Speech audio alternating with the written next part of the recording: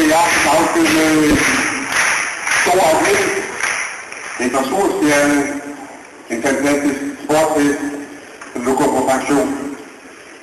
Hans karriere startede her i Herning i 1993, og hvad ville være mere naturligt og rigtigt end at slutte den her.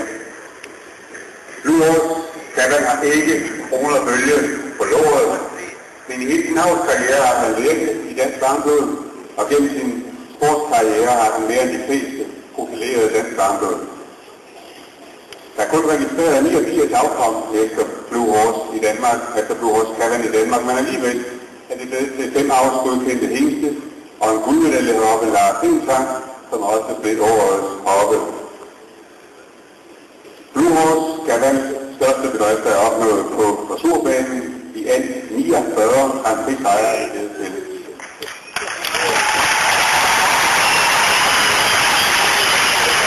Han har vundet Danmarksmesterskabet 4 gange, og han har deltaget i utal af internationale mesterskaber, vundet 8 World Cup kvalifikationer, adskillige gange været helt fremme i World Cup finalen, men andenplads i 2002 som det bedste resultat.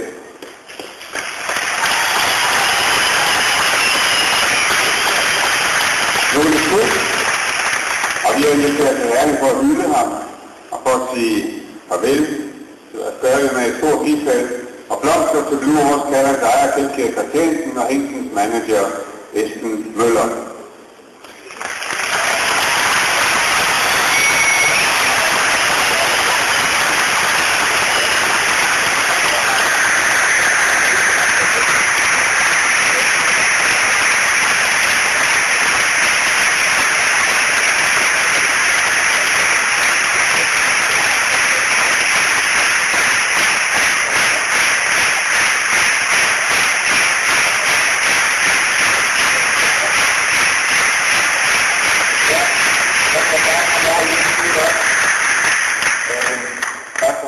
Jeg tror, det er lige nu, det går op for mig, det er sidste gang.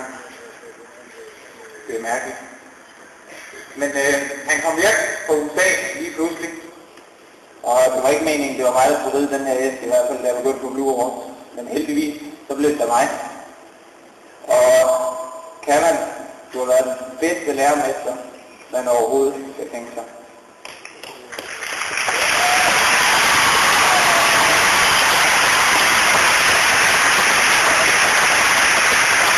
De oplevelser, som vi har haft der, det kan ikke beskrives.